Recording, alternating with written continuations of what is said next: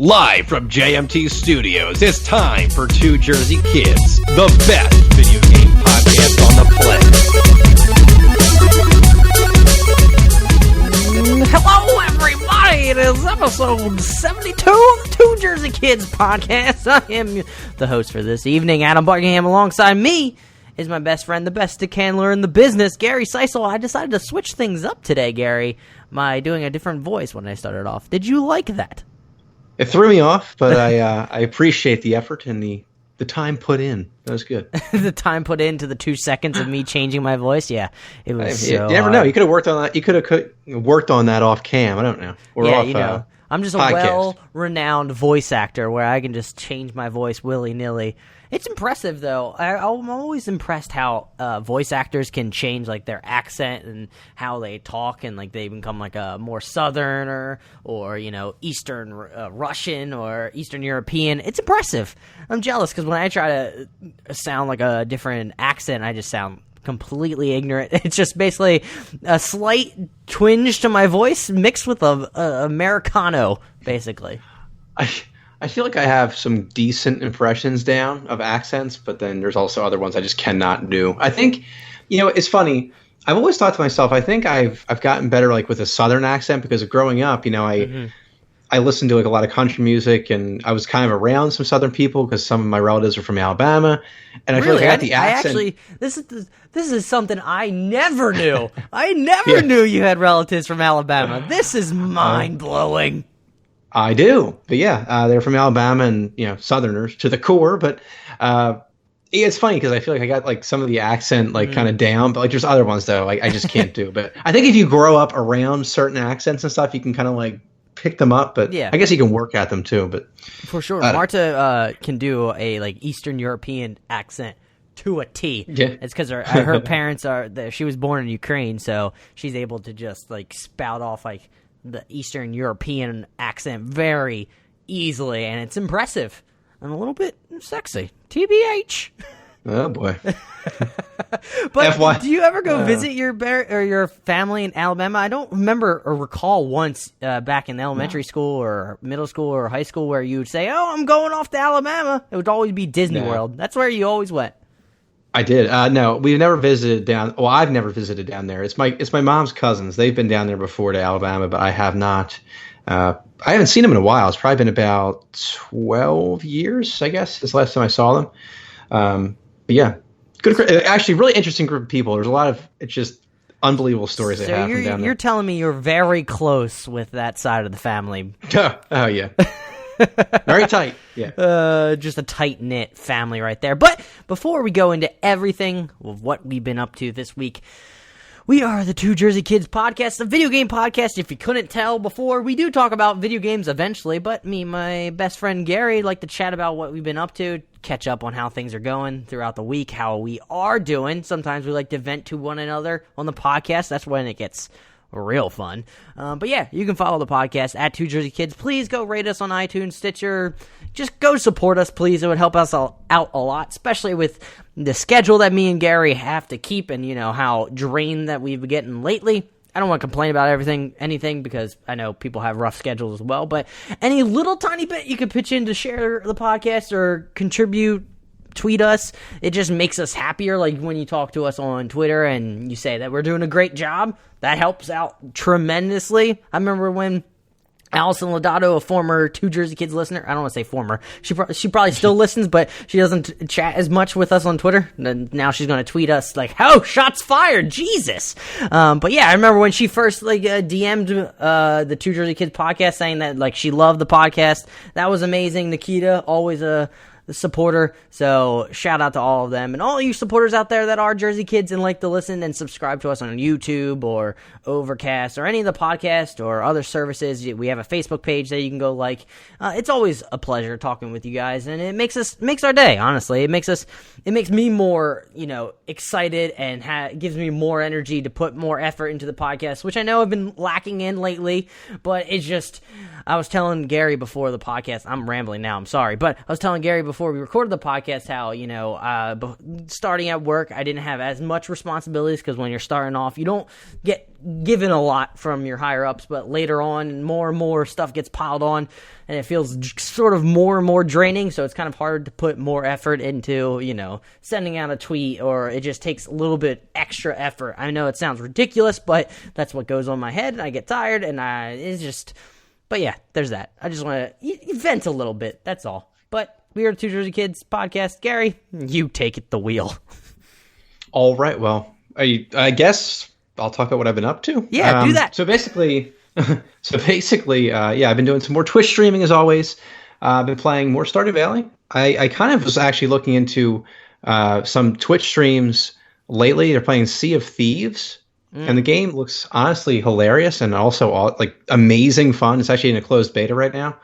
I was watching a guy, CDN the Third. He's pretty big now. He used to only have 2,000 people watching him, but now he has 16,000 people watching him at any given moment, playing any game, which kind of shows how amazing he is on stream. So I was watching some of that. I think a little bit last night for probably an hour or so.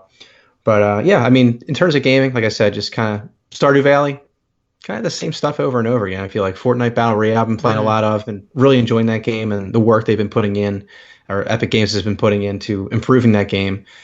But what's up? I just thinking that I sort of have a theory about Sea of Thieves, because I remember talking a while back about it popping up, and how I still don't think that it's actually going to take off gangbusters, but maybe if it hits into the Twitch stream, maybe people will start wanting to play. But this seems like a game there. I don't think it's going to take off, but maybe that's just me. I just don't feel like it's one of those games where you need to have a group of people, and we've seen time and time again where those type of games don't work out.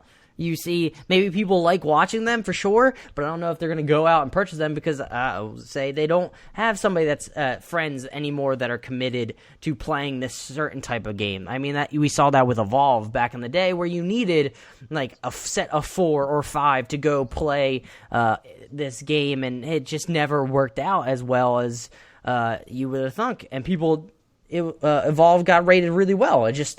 Sometimes it's just more difficult nowadays to gather a party, and people don't want to play with randos, especially if they're doing what Sea of Thieves is where you're going around finding treasure, shooting up other people on the boat. You have different roles, so it just seems like you need a dedicated squad, and that's not always so easy nowadays. Maybe for younger kids it's easier, especially if you're going to high school and you can set things up and you have just a boatload of time. But yeah, exactly. It's not for me, for sure. That's the thing. You see a lot of games, like even Destiny struggle with that, where you have a 6-man fire team for a raid, but not a lot of people, including myself, really want to go online and search out random people to play with, because you often run the risk of just finding terrible people to actually raid with. And who wants to raid with a bad person? I don't know. But Sea of Thieves, though, does look really cool. And I do have 3 other friends I could play with if I end up playing this game sometime in the near future, which is kind of cool. So we could have 4 people, but I guess from your perspective, I completely understand why it wouldn't take off. But isn't that game developed by Rare? Is that coming to PC and just Xbox? I feel like it is.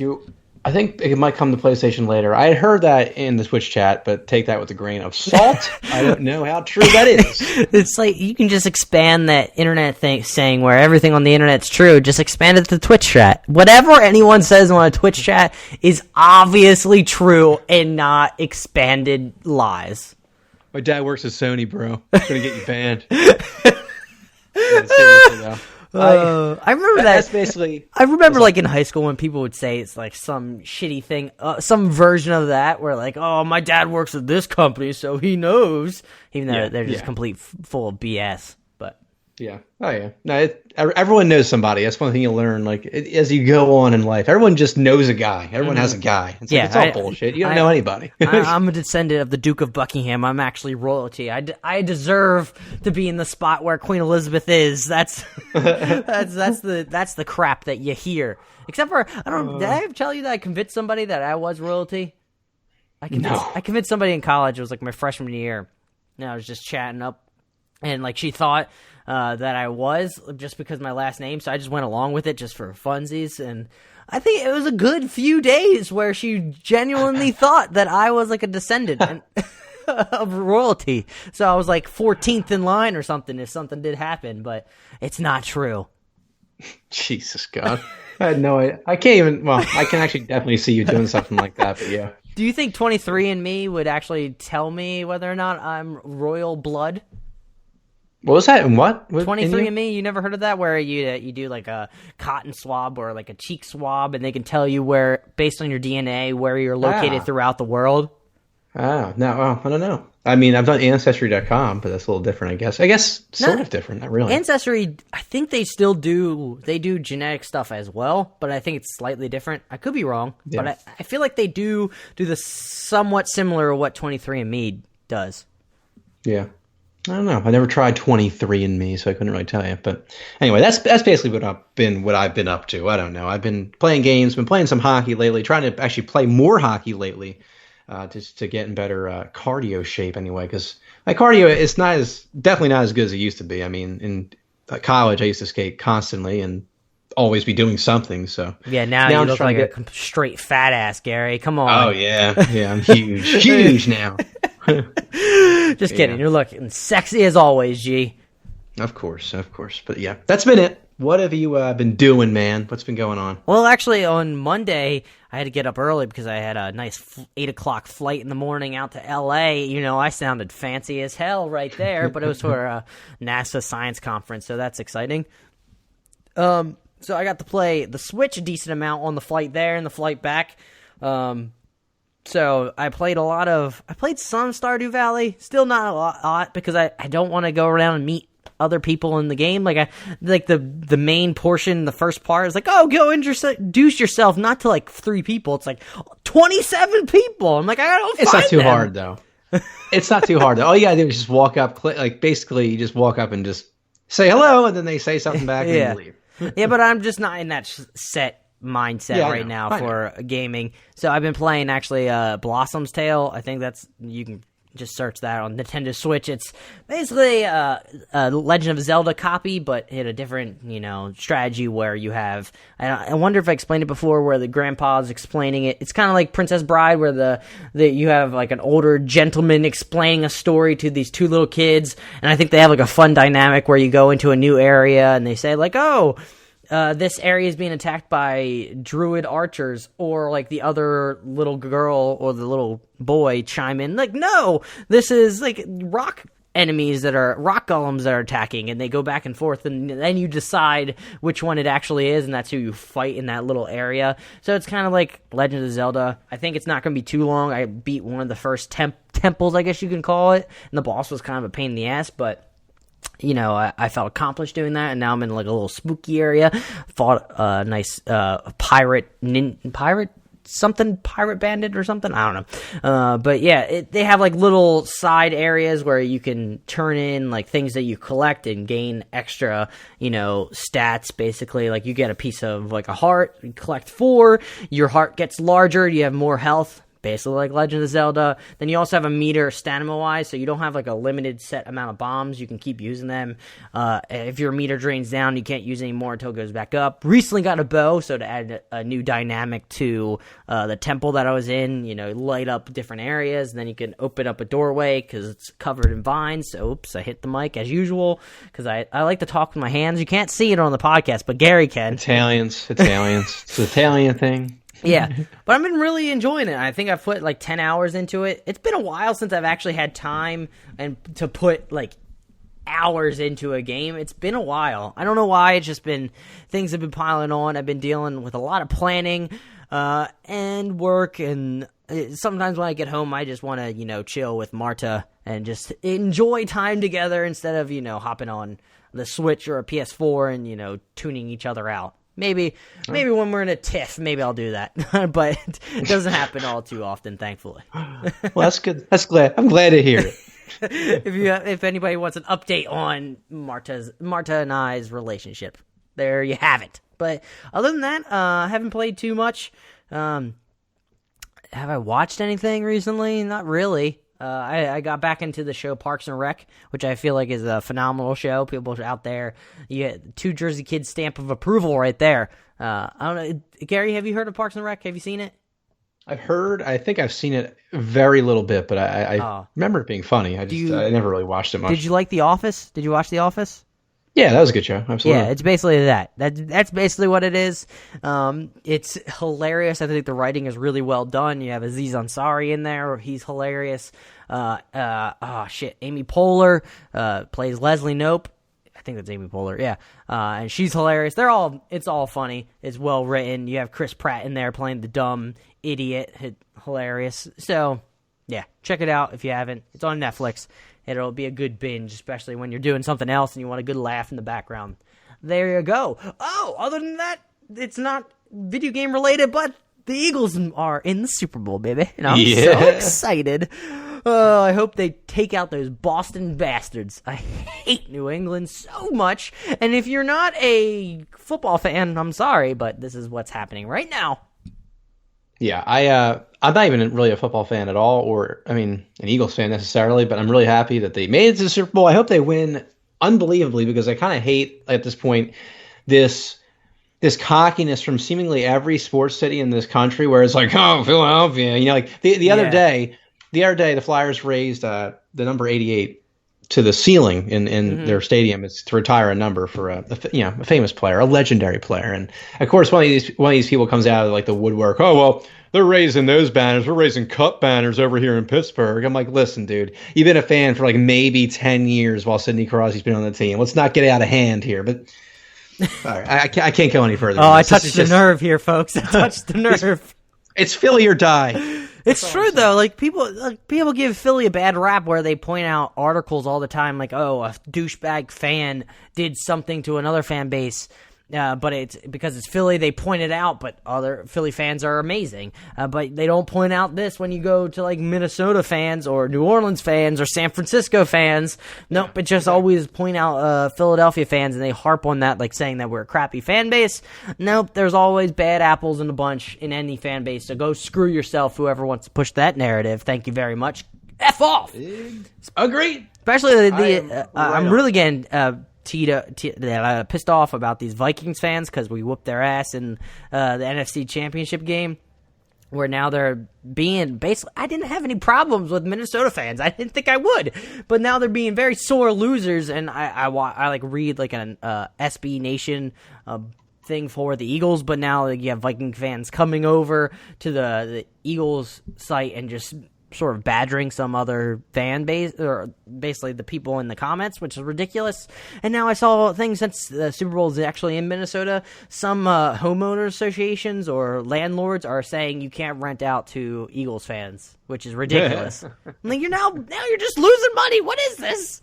Yeah, that's like the worst business idea I've ever heard in my life. But yeah, that's great. Good job, boys. I heard another stupid thing is that they were devising a plan like, oh, sign up to be Uber drivers, and then if it's a Philadelphia Eagles fan, just take them to the wrong place and not do that. And, I think that's against the law, that you're basically entrapping people in your car. Like, that's falsely imprisoning somebody in your car and taking them to the wrong place. You can go to jail, you morons. I don't get people. And you also cost yourself your job, which is apparently an Uber driver, but like, seriously, what are you doing? Yeah, I don't get why people get so upset. I've gotten upset before, I don't get that upset, though, to the point where, like, I want to murder somebody that's of a different fan. Like, no. It's like the same thing we talked about previously about harassment. I never get to the point where I'm so angry where I just want to send a death threat or get super heated at somebody for no apparent reason. Sometimes I say some stupid crap on Twitter when I'm like have a few beers in me, which has been in a long time. So, but it's never to the same extent where I'm like try to say something to inflict harm on somebody or try to be too mean. And if I do, I try to apologize if I ever actually do insult somebody when I don't realize it. So yeah, there's that. Try to be a nice person. There's the Two Jersey Kid motto of the day. Actually, it should be the Two Jersey Kid motto all the time. But, Gary, I think we spent enough time not talking about video games on this video game podcast. Do you think we should roll into This Week in Gaming, brought to you by Gatorade? Take it away, G. Okay, so for This Week in Gaming, we have first up Mass Effect 2, released on Xbox 360 and Windows in 2010. Now, per Wikipedia, I just have a quick little summary of the game in case you're not really familiar with the series, which I can't believe that's actually the case. So, Mass Effect 2 is the second installment of the Mass Effect series and a sequel to the original Mass Effect. The game takes place within the Milky Way galaxy during the 22nd century, where humanity is threatened by an insectoid species known as the Collectors. The player assumes the role of Commander Shepard, an elite human soldier who must construct and gain the loyalty of a diverse team and stop the enemy in a suicide mission. Now, this game... Exactly. Now, this game actually came to PlayStation 3 later on, by the way, which is where I've had my first experience with the series. Because they brought over Mass Effect 2, and then later on brought over Mass Effect 1, and then obviously made Mass Effect 3 for PlayStation 3 as well. But this game was awesome. I think everybody that played it had a great experience with it, unless you're just not a fan of these types of games, which is possible. But my favorite part about this game, Adam, I'm not sure if you remember this too much or not, but was when the Collectors... they're the main villain in the series, or in this particular game anyway. You find out that they're actually like the Protheans, like the ancient species that you kind of find their artifacts, I guess, in the first game. But now you find out that the Collectors and the Protheans are actually the same people, but they were enslaved by the Reapers, who are the main villains in the series. I thought that was such an awesome twist because it kind of like added to the hopelessness and the desperation mood of the game, where it's like, man, like, the Protheans were so powerful back in the day, so advanced, but even they couldn't hold back the Reaper invasion. Yeah. I just thought that was a great touch anyway to that story. And it felt like everything was... It did feel like there was an impending doom, especially in the Mass Effect 2, where you had that suicide mission at the end, even though you get everybody out, which is amazing, which I was lucky enough to do. I guess I just got lucky. Because Morgan couldn't do anything except for escorting people back to the base, or back to the ship. But it just felt like that impending doom, because you do that suicide mission, but yet they're still coming in the next game. Like, you can't actually stop them. Like, you can't. But it was a fantastic game. Mass Effect 2 was amazing.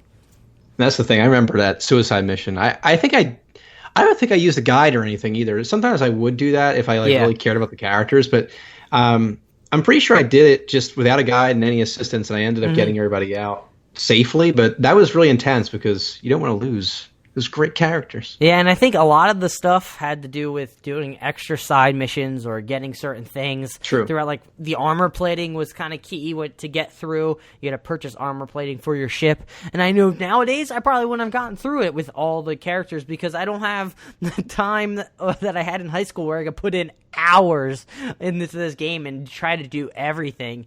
So this game is phenomenal. I think I like this just as much as Mass Effect 1. I kind of like Mass Effect 1 a little bit more because I felt more like an RPG, but Mass Effect 2, I understand why people enjoy it so much, just because they did so much better. They created the gameplay mechanic felt so much smoother than Mass Effect 1. Yes. It felt more of an action third person mixed with a legitimate RPG, so I understand why people really enjoyed this one. Yeah, that's where I'm at there. I played Mass Effect 2 before I played the original Mass Effect because PlayStation 3, porting, that sort of thing. But yeah, I really enjoyed Mass Effect 2, I think, more because of the controls and the mechanics just felt so much smoother. But moving onward to the next game and the last game on This Week in Gaming, we have Dead Space 2, another sequel, released on PlayStation 3, Xbox 360, and Windows in 2010. Now, again, per Wikipedia, a quick little summary. The game is set 3 years after the events of the first Dead Space. The game follows protagonist Isaac Clarke's fight against a new necromorph outbreak on the Sprawl. Good job, Space Gary. Station surrounded. Way to save it. I almost didn't. He's fighting against a new necromorph outbreak on the Sprawl, a space station surrounding a shard of Saturn's largest moon, Titan. Unlike his predecessor, Dead Space 2 has a multiplayer mode, pitting human characters against necromorphs across the Sprawl. So this game, I remember playing through.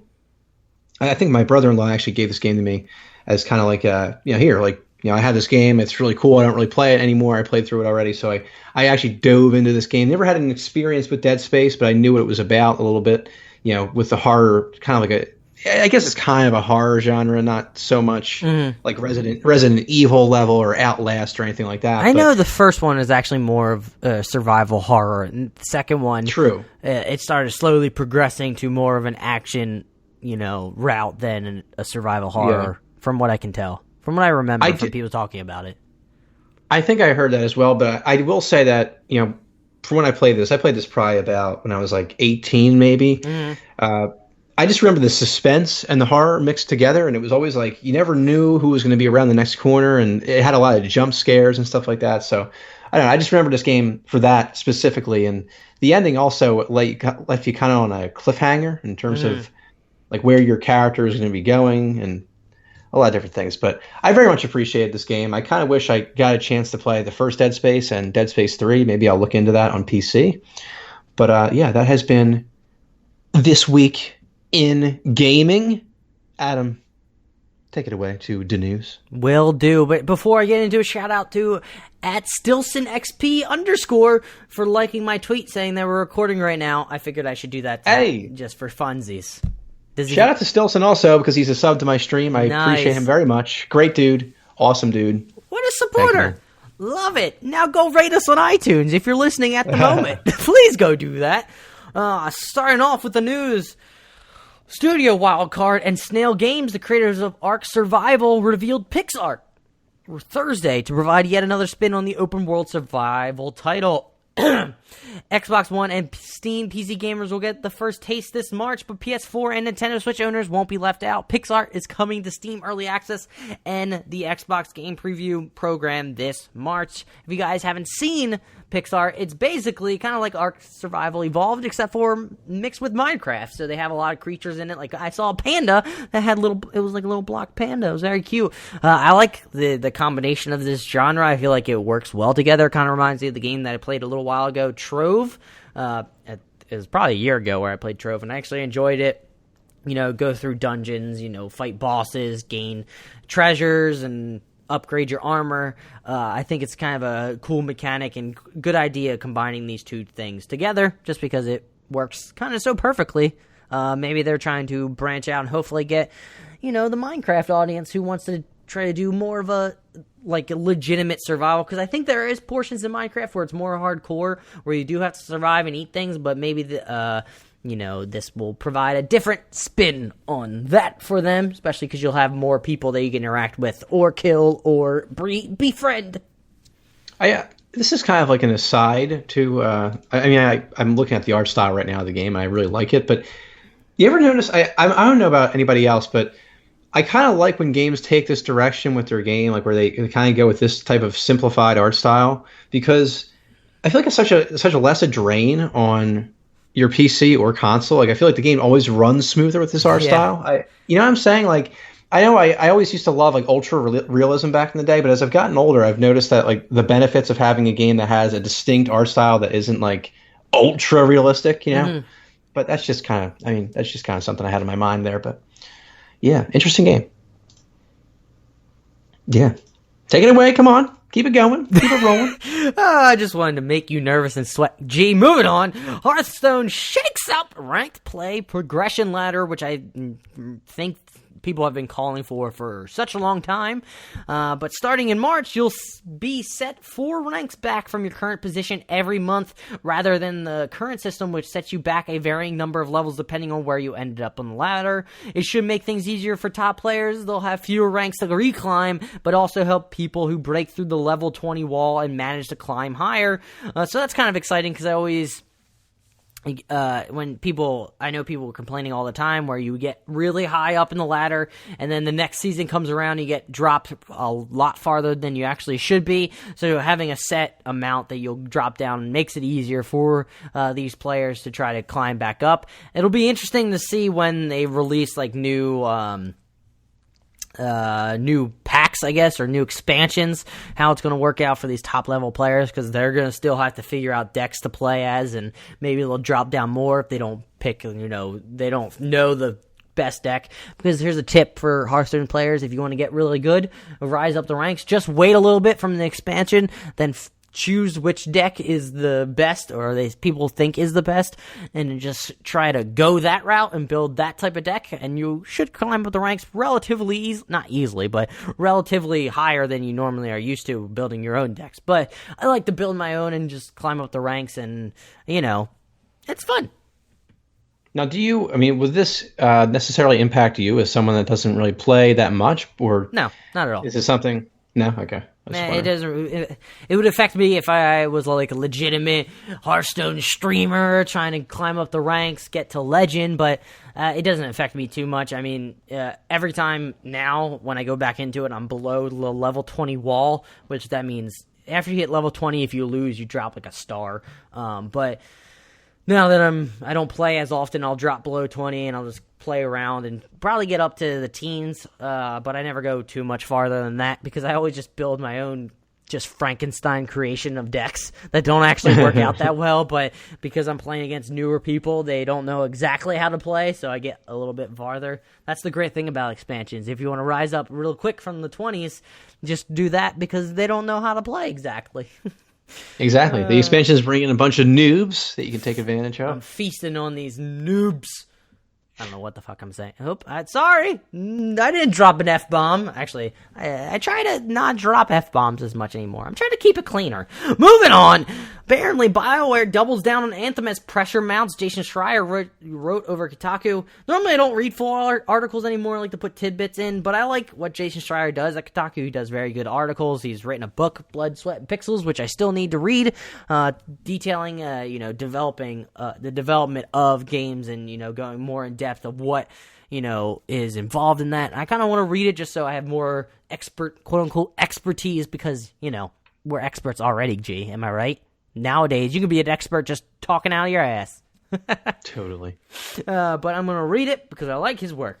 Over the past few months, Bioware has essentially transformed into a single game studio as it harnesses its team to work on the ambitious multiplayer action game Anthem, sources say.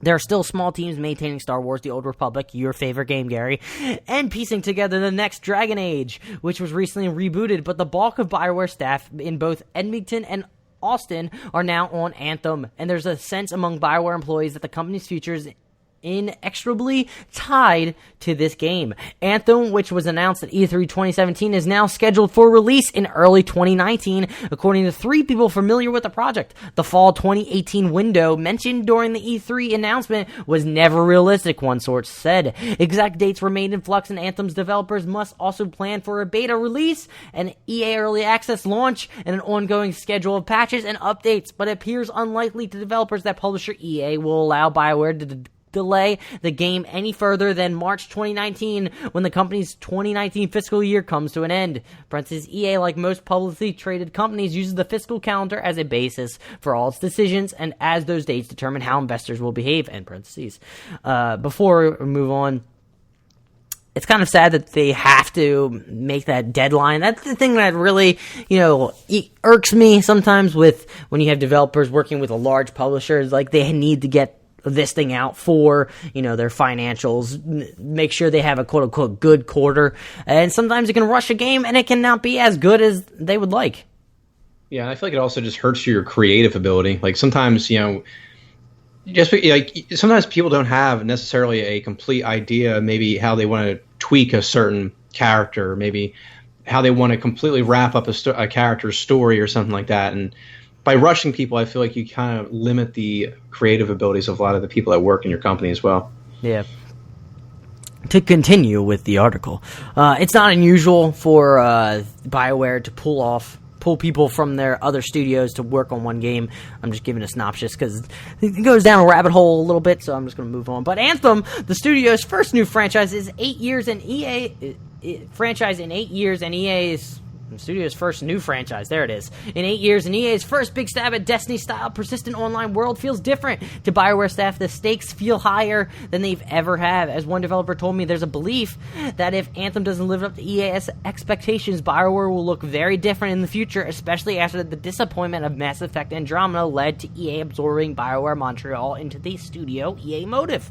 Now, with a year left in development and a climate that's grown more turbulent thanks to controversies over EA's Star Wars Battlefront 2 and Activision's Destiny 2, pressure is mounting for Anthem to be great.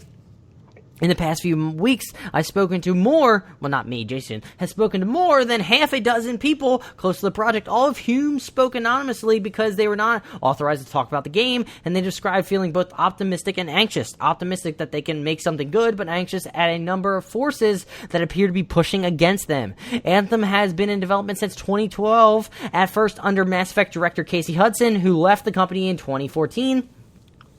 The game remained in pre-production at Bioware's lead Edmonton studio for a very long time. Some close to Anthem team have criticized the fact, suggesting that the game's development was floundering, but veteran Anthem staff point out that most big new franchises have long gestation periods. Destiny, most notably, was in pre-production for years as the developers at Bungie tried to figure out what a persistent multiplayer shooter might look like. At points during 2014 and 2015, I heard several rumors that the Anthem project was not going well, in part because of the long-running issues that Bioware has faced with its engine, Frostbite, and in part because making a game of its nature can be an excruciating process. Over the last years, Anthem's productions ramped up and Bioware began putting more and more staff on the project. Things appeared to have improved. When I asked one source recently whether Anthem's struggles fell more into the category of this game is screwed or game development is really hard, the sources said that over time it had veered from the former into the latter.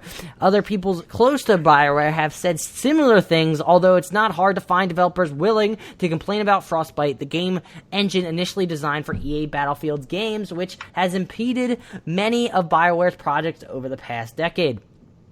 This past year has been tumultuous for Bioware and involved some major changes to the studio. One was to reboot the fourth Dragon Age, which at the time was codenamed Joplin, according to sources. The goal, those sources said, was to implement a more quote-unquote live element into the game, although two of those sources stressed that this next Dragon Age will still have a heavy focus on characters and story. Whether it comes out or not, it's not clear what live is, but there is an update. The day following this publication of this article, Bioware studio Casey Hudson confirmed that the next Dragon Age will indeed be a live game. Quote, reading lots of feedback regarding Dragon Age, and I think you'll be relieved to see what the team is working on. He wrote on Twitter, story and character focus, too early to talk about details, but when he talked about live, it just means designing a game for continued storytelling after the main story, end quote.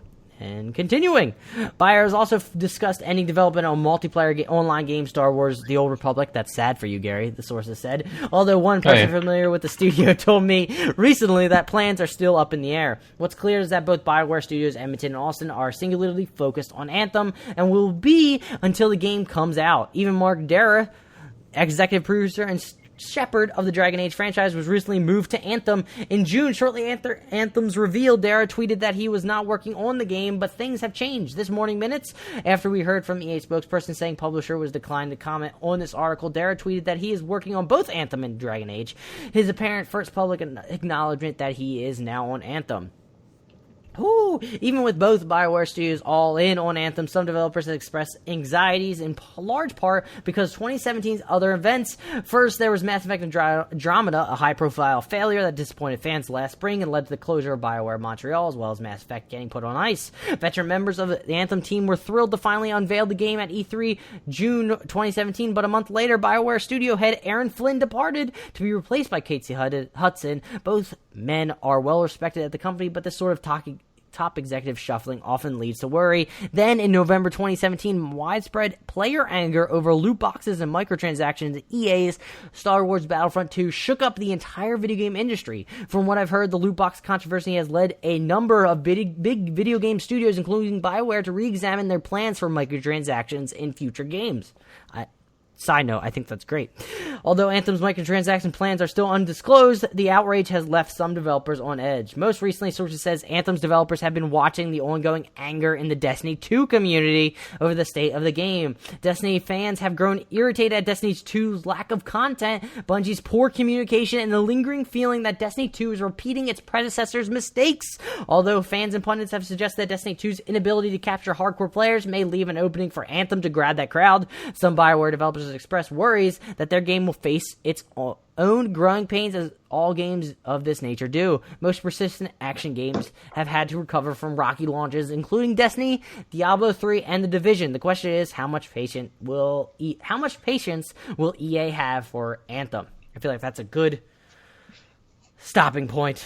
Gary, I want to hear your thoughts on Anthem and all of this, pressure and stress and the delay, which kind of got lost in this little bit of the article that was delayed now to early 2019. What are your thoughts now on this game? Well, for one, I'm not really even surprised about the delay. I mean, it's like we've talked about before. It's not even. I feel like delays are they happen every day. We don't even really think about them anymore. It's just like, oh, I got delayed. All right, whatever. Move on to the next thing.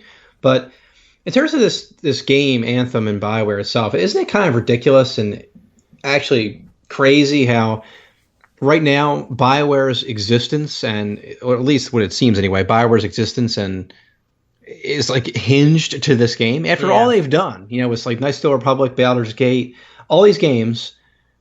It's now coming down to this Anthem right here, where it looks like if they aren't successful with this game, BioWare is going to have major problems. I think it's like indicative of what the industry is like now, where it's like what have you done for me lately? That sort of mentality. Yeah.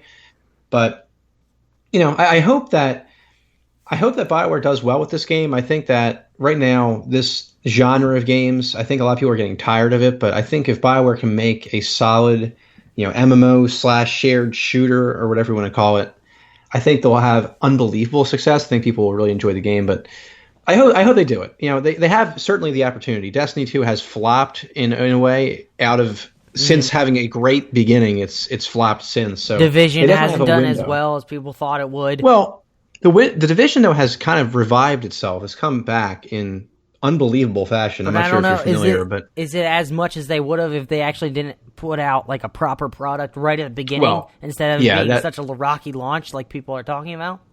Yeah, that's the thing. It's definitely not quite where it could have been, I guess, but at the same time it has recovered. It's just that I think Anthem definitely has, since it's a fresh game, fresh title, no one's ever seen it before, it has a definite chance to definitely slide into that genre and hopefully be successful. I hope it does. I would like to play it personally. Yeah, and I feel like with people that want to create these devs that want to create these type of open world, shared shooter, whatever they're called, type experiences, they need to go through the past failures at launch of these games and list through what exactly was the problem of these games and how they can fix it before they start the whole development process. Keep these certain things in mind to fix or hinder, or not hinder, curtail criticism about the game. Sort of, try to make it as flat of a launch as possible. By flat, I mean not rocky. But try to answer what the fans want and require and just listen to what people want from these type of experiences. Because some people really adore these experiences, and if done well,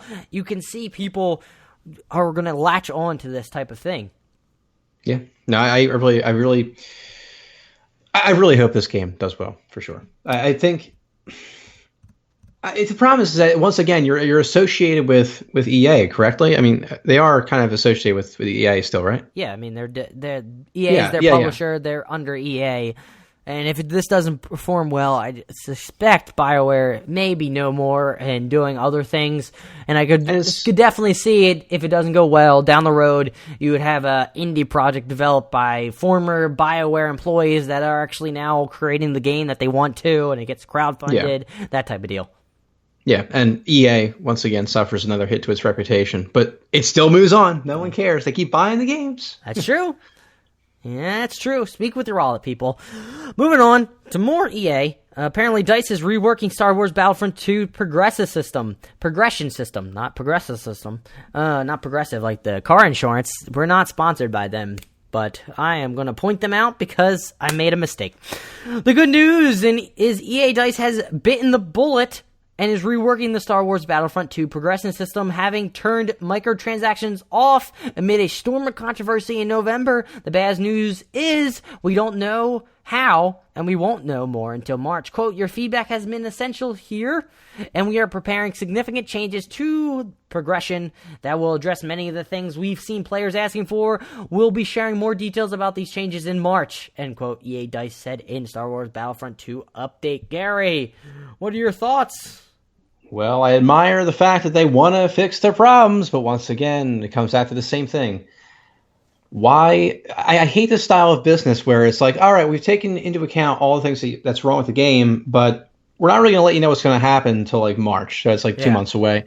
It's like, the same thing with Destiny. It's like, oh well, here's a roadmap of all the things we have in store for you guys, and like all the like the important ones, all the stuff that people have been asking for like a long time is like 9 months away. It's like, do you really expect to string your customers along for that long of a period? I mean, 9 months is inexcusable. It's not going to happen. And honestly, even a month at this point, considering what the world is like nowadays, where people don't have any patience, is also a little too much, especially with the with the progression system in the game, which keeps people around. So here's the thing, though. When people want changes right now, I don't think, because it's not possible for these devs to make these type of changes that quickly. No, that's true. But what I want for them, what I feel like people, fans want from them is actual updates, actual day-to-day updates where they can actually see. So, sometimes people get impatient, but if you're telling them where you are in the development process of creating something, if there's a setback, let people know. Stop keeping people in the dark. I feel like if you are actually upfront and honest about what you want to do, what you're trying to accomplish as a dev or a publisher, and what you're going through, I feel like people will be more receptive to the idea of pushing out a progression system months down the road. But this crap about waiting until March, this reads as, we don't really actually have a clue of what we're planning on doing, but we're going to push it until March, and maybe we'll figure out something then. That's exactly it. That just seems like such a BS statement. I just think it's so corporate now. You don't have any real like human touch to it. I agree. I think it'd be great if they had like a Twitter account or something, and every few days it'd be like, all right, guys, this is what we're working on today. We're still working on what we were working on Monday. I think communication is key, and I don't think a lot of these companies really understand or want to put in the effort to actually having like good communication. Bungie claims they do. Bungie claimed they wanted to communicate better with Destiny 2, but lo and behold, like a week later, they had something else go wrong with the game, and they're like, oh, well, we didn't really account for this happening. It's just like, I think it's frustrating. It really is. People just like having communication with them. I mean, I feel like that's why people like Shuhei Yoshida, because he's always talking to the fan base and trying to explain what's going on. You have Phil Spencer, who does that on Twitter as well. For Xbox, it just seems like that's what people want. People want to be respected as a fan base, and they just want to know. They don't want to. I feel like there's going to be less criticism if you actually come out and be honest to people. And of course, you're going to have those D-bags that are just like, oh, why are you not doing this, blah, blah, blah. But just be honest. That's just that's what I would like, is more honesty. And don't go down the No Man's Sky route of not talking for anything for a year. I mean, yeah, come on. And they still don't really. They still don't talk. They just suddenly drop these massive expansions out of nowhere. So I'd rather honesty than... I'd rather honesty and me disagree with what they're doing than just complete darkness. But yeah, that'd be me. Yeah. Moving on, Xbox Game Pass. There's more news about Xbox Game Pass. If you didn't know, it lets you download games from a library of titles for basically $10 a month, and will now expand to include new Xbox One exclusive games from the Microsoft Game Pass on the same date as their global release, which is kind of insane. First up is Rare's multiplayer-focused private adventure, or Rare's multiplayer-focused pirate adventure Sea of Thieves, which launches on March 20th in shops and on Xbox Game Pass. Other upcoming games to be published by Microsoft Studios include State of Decay 2, Crackdown 3, and unannounced titles such as the next Halo, Forza, and Gears of War. Expect all of these hits to hit the Xbox Game Pass library at the same time as they are sold. Gary, I just have to say, this actually is a huge bump for people going to Xbox Game Pass, being able to get these and download these games. Why purchase the game now when you can just get it to download, especially on the same day? I would see people wanting to do this if it's like a month later and they finally get to download, or 2 months later, but now it's the same day. What's the purpose of actually going out and purchasing the game? Yep, exactly. No, they're doing a great job, I think, with this service. I know we talked about it a long time ago, I guess, when they came out with the service. What was it, like a year ago or so? Yeah. But they just keep adding on to it. It's honestly an amazing thing. And once again, Sea of Thieves. I like it. If they can somehow do like because right now it's just specifically, which makes sense, specifically Xbox exclusive Xbox One games.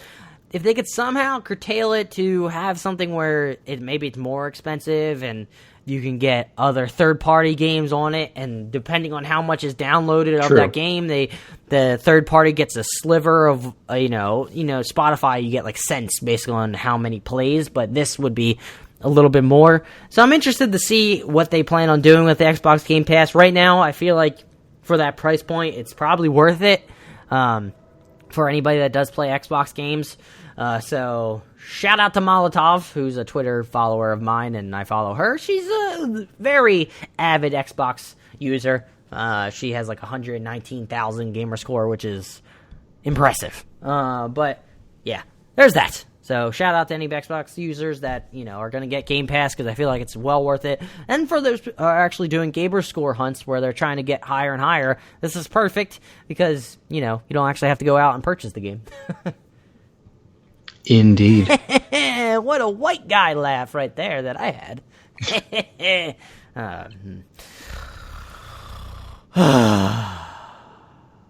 You getting tired of me yet, Gary? Moving on.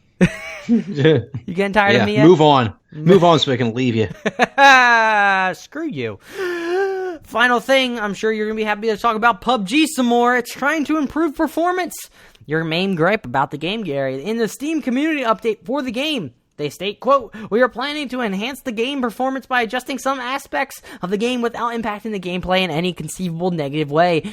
So, through the last patch, we were able to improve server and client's performance by adjusting the visible distance while the character is in the air. In the current patch, we are spreading out the pre-match starting locations. Previously, all players would spawn together at the same location awaiting the start of the match.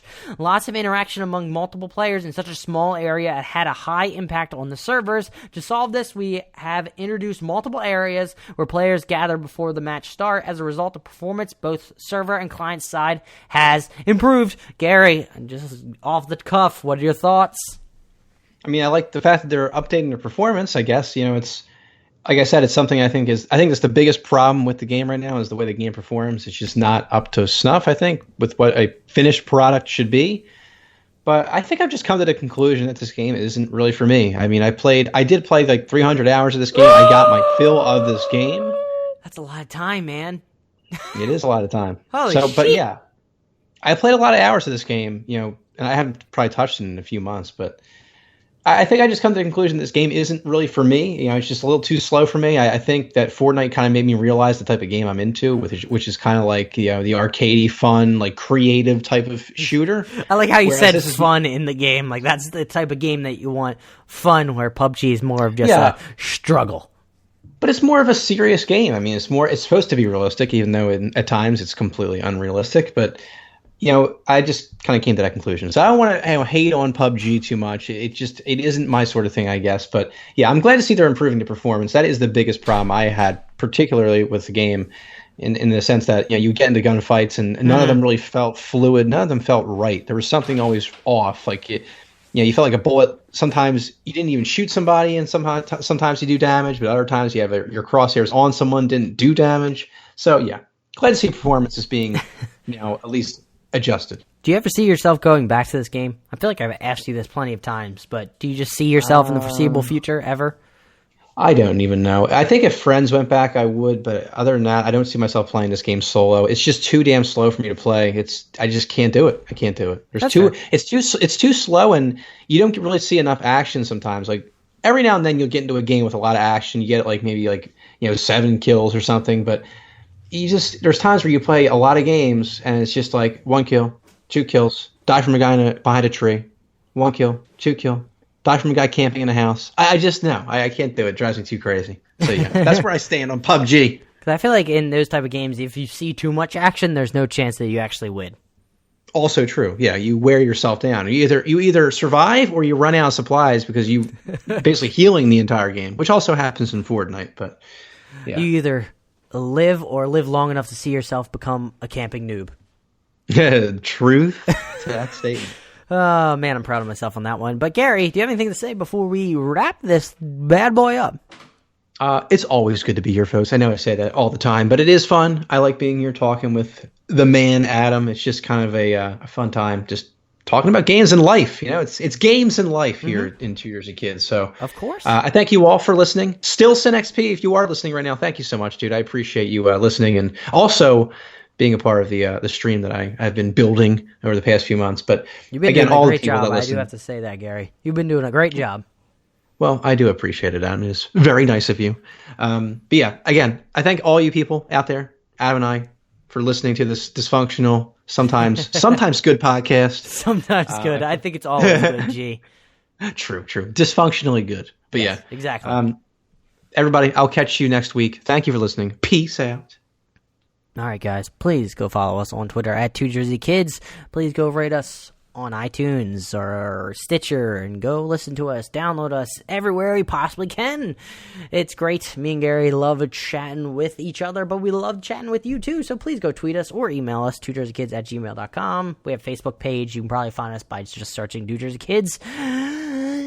Please hit that subscribe button if you're actually a new listener and you want to become a Jersey Kid, because it's pretty easy. But again, we love you all. Keep playing those games. Bye.